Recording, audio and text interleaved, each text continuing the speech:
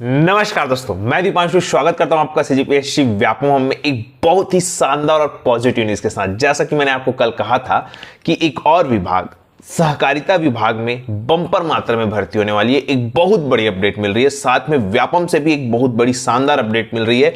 इसी के साथ साथ 300 पदों पर विभाग तय कर रहा है कि हम व्यापम से कराएंगे भर्ती। कौन सा विभाग है जल्दी से बताएंगे। साथ में एग्रीकल्चर वालों के लिए भी शानदार भर्तियों से संबंधित अपडेट मिल रही है।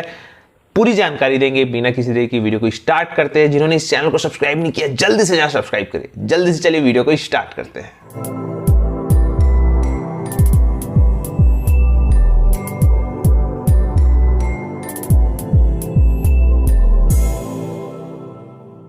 तो देखिए, वीडियो को स्टार्ट करने से पहले सबसे पहले मैं बहुत ही महत्वपूर्ण टॉपिक पर चर्चा करना चाहूंगा, जो है एग्रीकल्चर से संबंधित। क्यों?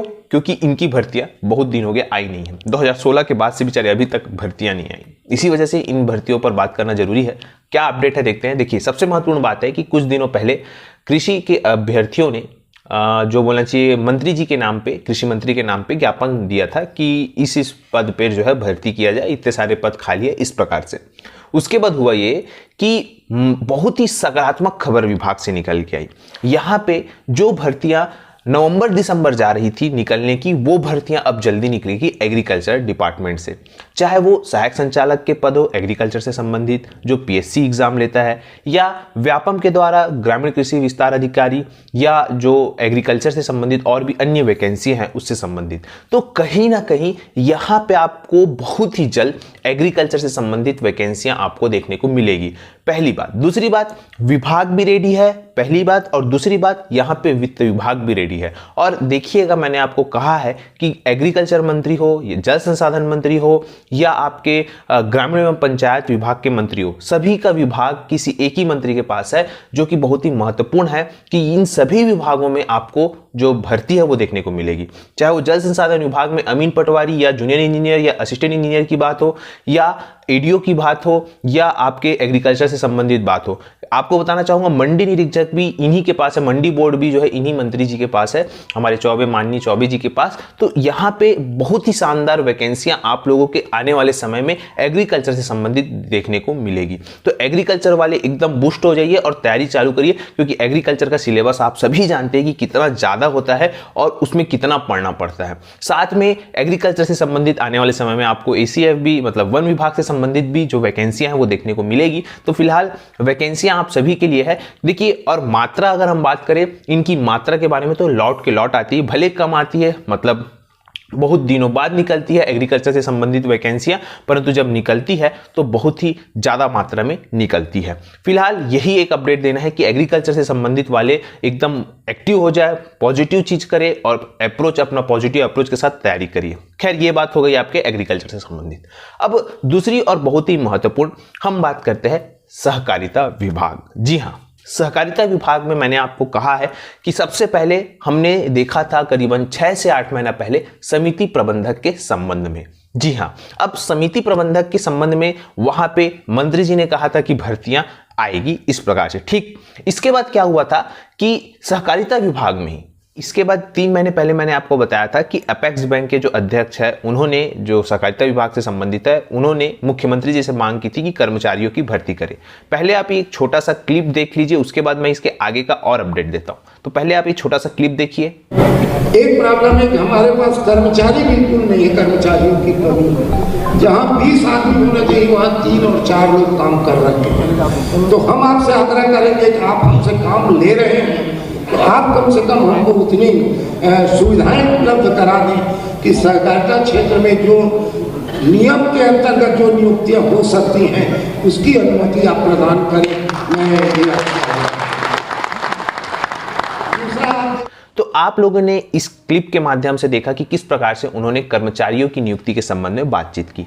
अब विभाग क्या है, बहुत ही गति से कार्य कर रहा है। इसका परिणाम क्या है, जैसा कि आपके स्क्रीन पे शो हो रहा होगा, सहकारिता विभाग ने यहां पे बताया गया है कि जो निम्नलिखित संशोधन किया गया है क्या संशोधन किया गया है कि वही शीघ्र लेखन मुद्र लेखन परीक्षा परिषद से आपको सॉफ्टवेयर के माध्यम से हिंदी तथा अंग्रेजी मुद्र लेखन में 5000 की डिप्रेशन प्रति घंटे की गति का प्रमाण पत्र आपके पास होना चाहिए। साथ में किसी भी मान्यता प्राप्त संस्था से डाटा एंट्री ऑपरेटर 1 वर्षीय डिप्लोमा में 5000 की का डिप्रेशन प्रति घंटा के साथ उसका जो बोलना चाहिए सर्टिफिकेट है वो होना चाहिए, टाइपिंग सर्टिफिकेट। इसी के साथ साथ डाटा एंट्री ऑपरेटर में 1 वर्षीय डिप्लोमा के साथ साथ इसमें भी 8000 की डिप्रेशन के साथ प्रमाण पत्र होना चाहिए। तो यहाँ पे संशोधन कर दिया। अब आपको कितने विभाग हो गए बताइए। मैंने आपको कंटिन्यू खाद्य एवं नागरिक आपूर्ति विभाग, ग्रामीण एवं पंचायत विभाग और तीसरा जो है ये सहकारिता विभाग, मैं आपको कंटिन्यू अपडेट दे रहा हूं। तो सहकारिता विभाग में ही बहुत सारे अभी संयुक्त भर्ती किसकी आएगी।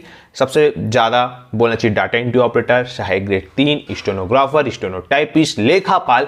यहाँ पे इतनी सारी भर्तियां संयुक्त तौर पर अलग अलग विभागों से आएंगी, चाहे वो ग्रामीण एवं पंचायत विभाग हो या खाद्य एवं नागरिक आपूर्ति विभाग हो या आपके सहकारिता विभाग हो। तो लगभग बहुत सारी वैकेंसियां हैं। इस वजह से मैं आपको बोल रहा हूं ये जो सहकारिता विभाग है इसमें तो ये अलग पद है, साथ में समिति प्रबंधक का जो पद है वो अलग है, वो फिलहाल अलग पद है, वो तो आना ही है और ये पद अलग है, ये भी जो है इनकी नियुक्ति होगी। तो कहीं ना कहीं सहकारिता विभाग में बहुत बड़ी भर्ती आपके समक्ष प्रस्तुत होने वाली है, जिसका ग्राउंड तैयार हो रहा है और ये ग्राउंड बहुत ही जल्दी तैयार होकर आपके समक्ष पेश हो जाएगा भर्ती के लिए और आप लोग बहुत ही शानदार तरीके से इसकी तैयारी करिए। मेरा बताने का मकसद यही है कि अभी से मैं इसलिए वजह से बता रहा हूं ताकि आप लोग तैयार रहिए।